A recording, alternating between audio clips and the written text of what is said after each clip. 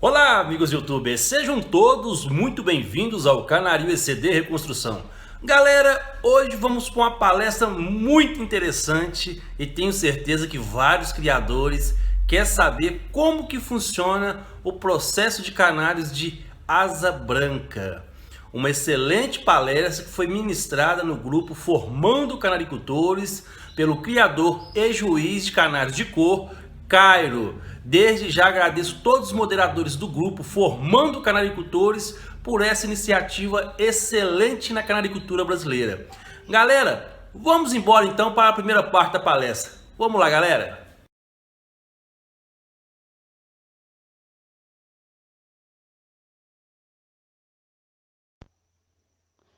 Boa noite, meus amigos criadores, amantes da ornitologia. Eu sou o Cairo Rodrigues da Cunha, criador de canários, juiz aspirante da OBJO de Canários de Cor. E é com uma imensa satisfação que eu venho aqui falar um pouco da minha paixão por esses pássaros de asa branca. Desde criança eu sou fascinado por eles. Eu lembro de ver ali foto na internet em 2007, 2008, nem se falava isso aqui no Brasil ainda. Eu via aqueles passarinhos, aí eu lia, eu ficava meio sem entender que os criadores não dava porque fazia mal a cataxantina e aquela coisa. Eu vou contar toda essa história aí para vocês. E eu venho aqui com muita satisfação e boa vontade para falar um pouco do que eu aprendi, observei nesses anos de criação. Eu tenho criado o vermelho de asa branca desde 2016 e os amarelos de asa branca desde 2018. É, eu vou falar um pouco sobre a história, o padrão de julgamento, seleção e manejo desses pássaros. Na década de 90, muitos criadores italianos que criavam vermelhos mosaicos e também intensos e nevados não forneciam o pigmento para as fêmeas antes da cria, pois acreditavam que o pigmento poderia, de certa forma, intoxicar o pássaro, prejudicar um pouco a saúde, e por isso eles faziam o manejo de não dar pigmento para as fêmeas antes da postura e não dava também para os filhotes até eles desmamarem e já estarem com uma resistência pré-estabelecida. E nisso chamava-se muita atenção, aqueles pássaros intensos e nevados com as asas brancas, era um pássaro bonito que atraía os olhos de todo mundo.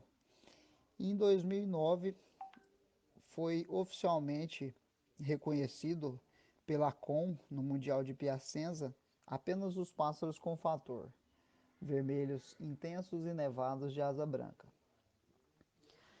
E em 2011 foi estendido também para os amarelos, pela comissão atual da época, né?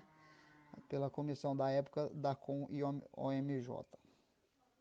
No, aqui no Brasil, esses pássaros foram pela primeira vez apresentados em 2018 no Campeonato Brasileiro e foi avisado aos criadores, publicado numa revista, o padrão de julgamento que seria estabelecido, na revista Brasil Ornitológico de 2017.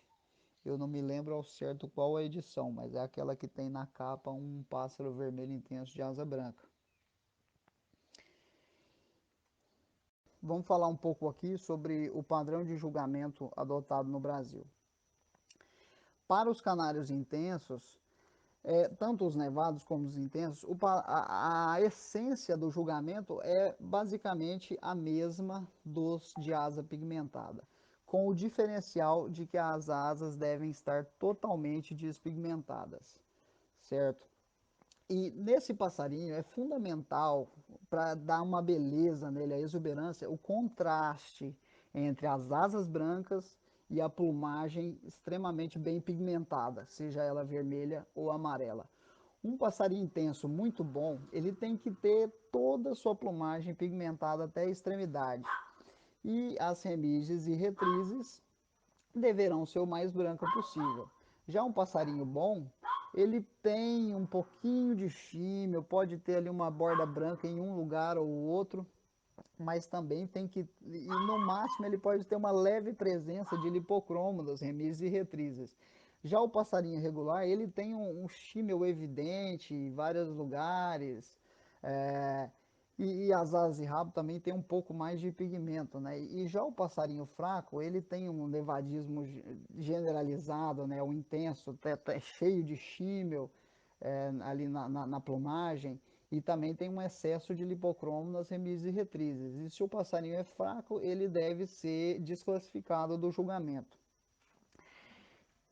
Já nos nevados, o padrão de julgamento também segue a mesma ideia dos clássicos, porém com o diferencial também, como o no intenso, de ter as remises e retrizes completamente brancas.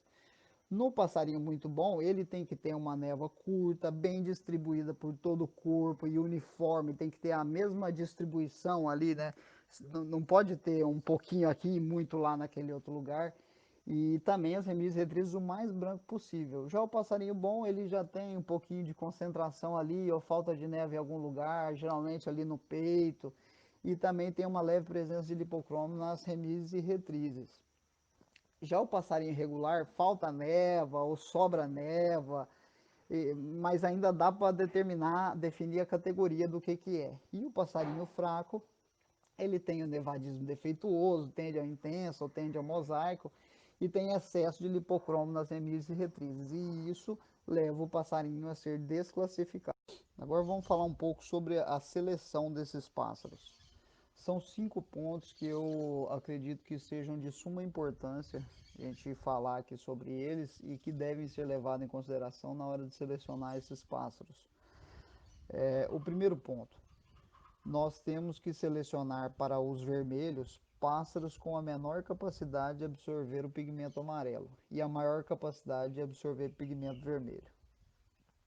Por que eu digo isso? Porque tem alguns passarinhos vermelhos de excelente coloração que também têm capacidade de absorver pigmento amarelo. Só que como sua dieta é restrita a esses pigmentos, isso não os torna pássaros alaranjados, mas sim ajudam a eles que eles tenham a cor ideal. Vou citar um exemplo, daqui em seguida vai ter um passarinho, eu acho que eu posso até falar sobre isso depois. Tem uma foto aí de um canário que passou o lipocromo, ele ficou roxo. Então um pássaro desse, se você fornece um pouco de lipocromo amarelo para ele, ele tende a equilibrar mais e chegar no tom ideal de vermelho. Outro ponto importante para a gente falar são a seleção de pássaros que têm a menor capacidade de depositar o pigmento desejado em suas remises e retrizes. Todo criador de canário lipocrômico sabe e olha e vê no plantel que alguns pássaros têm as remises e retrizes mais pigmentadas e outros que têm menos. Então, o que eu aconselho aos criadores que querem criar pássaros de asa branca? Na hora de forem comprar um exemplar que esteja com as asas e o rabo pigmentado, procure aquele que tenha as remises e retrizes com menor pigmento, menor quantidade de deposição do pigmento ali observado, tanto no amarelo quanto no vermelho, entendeu? Já para quem cria um passarinho de asa pigmentada, tem que selecionar os pássaros que têm a maior quantidade de pigmento nas asas e rabos. É lógico que a gente tem que fazer essa comparação dentro de comparando pássaros que foram sujeitos ao mesmo manejo. Não adianta um receber um manejo de um jeito e o outro de outro manejo de outro jeito.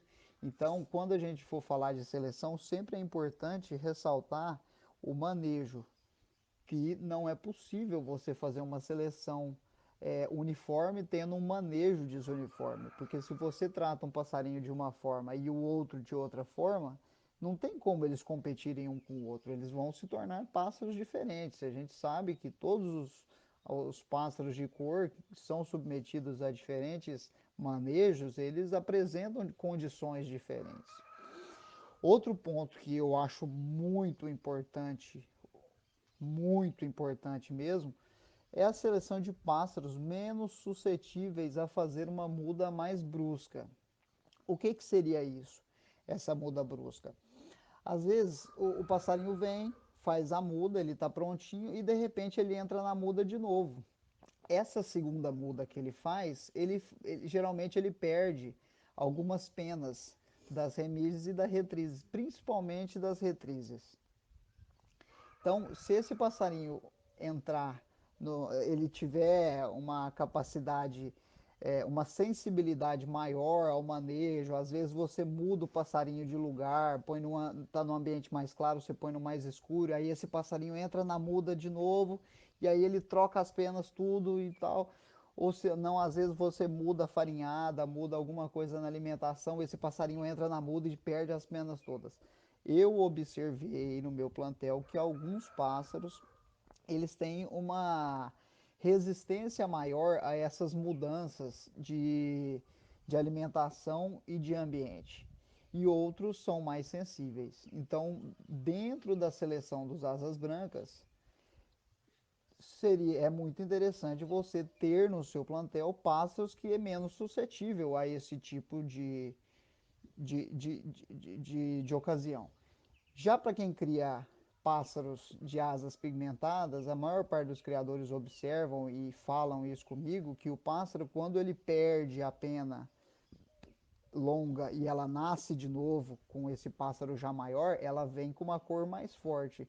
Então, será que para os criadores de pássaros de asa pigmentada não seria mais interessante selecionar os pássaros que mudam essa pena naturalmente? Porque isso acontece. Eu tenho aqui diversos pássaros no meu plantel, uns que nunca perdem as penas, passam um ano e não perdem, e outros que rapidinho perde as penas. É interessante isso. E nem sempre é uma briga que vai o outro lá e puxa a pena. Às vezes cai naturalmente, porque o passarinho entra numa muda mais severa.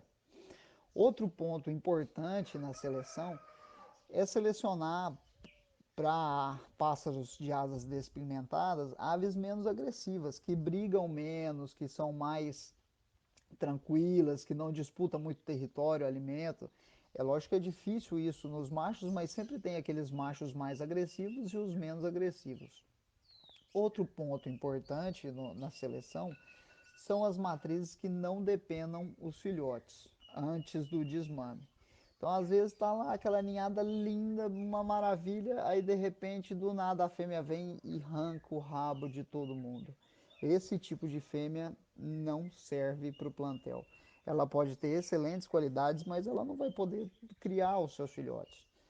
Você até pode esperar um pouco essas penas crescerem para depois você pigmentar, mas você corre o risco de ficar várias plumas sem pigmentação. Então, o ideal é usar apenas fêmeas que não dependam dos filhotes.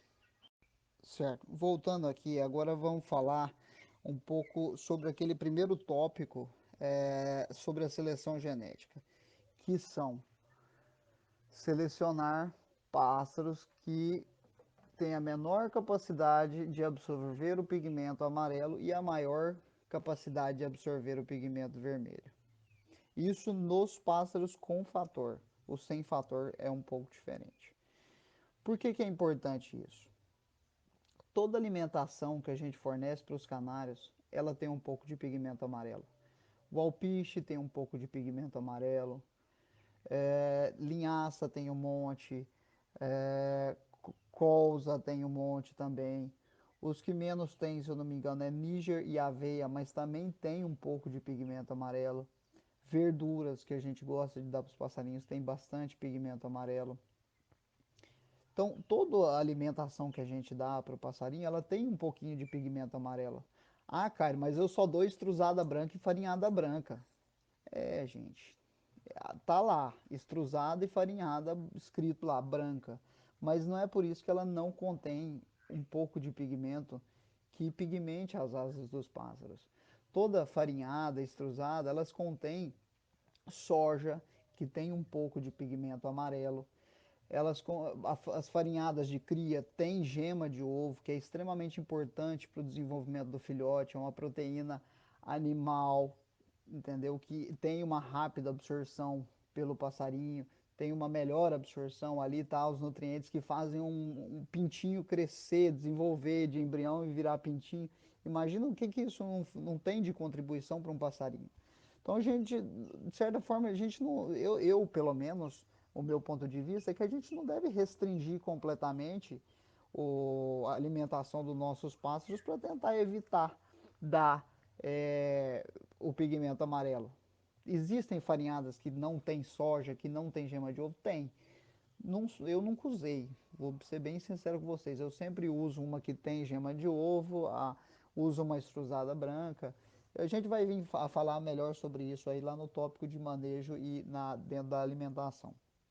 Então é importante a gente fazer essa seleção de pássaros que têm a menor capacidade de absorver pigmento amarelo por conta disso.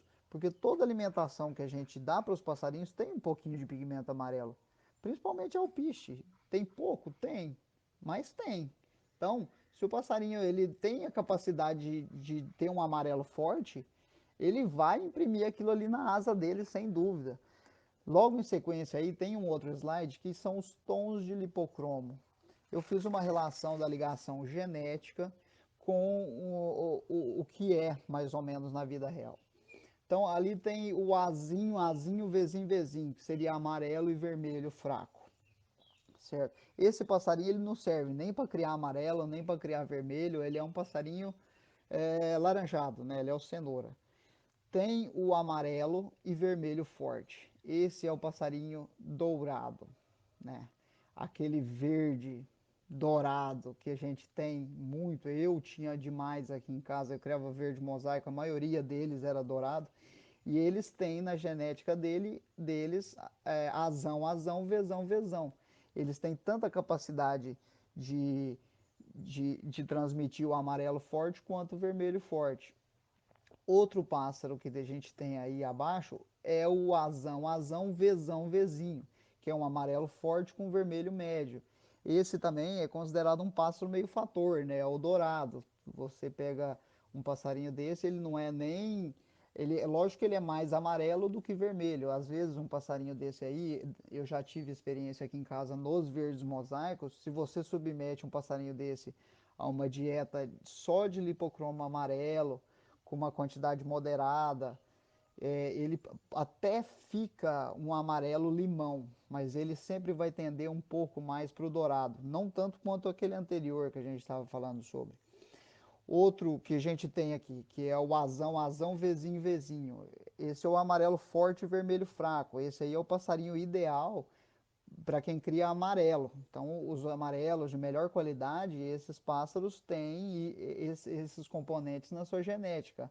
Amarelo forte e vermelho fraco, certo? Então aí abaixo tem o azão, azinho, vezão, vezão, que é o amarelo médio com vermelho forte. Também é um pássaro, ele tende mais para o vermelho. Mas quando você pega e dá a cataxantina para ele não vai ficar aquele vermelho de rachar, assim, ele vai ficar um pouco mais fraco, assim, né? Embaixo tem o azão, azinho, vezão, vezinho, que ele não é nem uma coisa nem outra, né? Ele é amarelo médio, vermelho e vermelho médio. Ele não vai servir nem para uma das duas coisas. E abaixo tem o azão, azinho, vezinho, vezinho, que é amarelo médio, vermelho fraco. Então esse é um passarinho que ele não vai ser dourado, mas ele vai ter o lipocromo amarelo fraco. Então esse passarinho não vai servir para o concurso de amarelo, porque vai ter um monte de passarinho com lipocromo melhor do que ele lá. E logo abaixo tem o azinho, azinho, vezão, vezinho, que é um amarelo fraco com vermelho médio. Esse até pode ser um passarinho que sirva para o concurso, mas ele não vai apresentar aquele vermelhão, né? Vai ser um vermelho puro, mas não é um vermelho ideal. E aqui abaixo tem o azinho, azinho, vezão, vezão. Esse é o passarinho ideal para a gente criar vermelho de asa branca. Por que para criar vermelho de asa branca? Porque eu tenho assim uma leve impressão, depois de alguns acasalamentos feitos com pássaros de outra linhagem, com os da minha linhagem, que os pássaros que obtêm um excelente lipocromo vermelho, eles também têm uma pequena capacidade de absorver bem o pigmento amarelo. Eu coloquei a foto desse passarinho aí do lado, porque ele é um passarinho passado do vermelho, ele tá roxo, entendeu? Então pensa, se esse passarinho aí com essa cor, com esse lipocromo, se ele tivesse um pouquinho de amarelo nele, será que ele não chegaria no ponto ideal do vermelho? Né? Esse é o meu questionamento e minha dúvida se realmente o melhor vermelho é obtido através disso. Só que para o vermelho de asa branca, que é o que a gente está falando aqui, nós devemos ir atrás do azinho, azinho, vezão, que é amarelo fraco, vermelho forte. Porque ali, esse pássaro, quando você estiver dando um pouco de pigmento amarelo, ele não vai expressar isso na asa. E a hora que você vir e der o pigmento vermelho, ele vai expressar com muita beleza o lipocromo dele. Oh, beleza, beleza, galera? Então fiquem atentos com a segunda parte da palestra. Tenho certeza que vocês irão gostar muito, beleza? Galera, forte abraço para todos. Até mais, fique com Deus. Tchau, fui!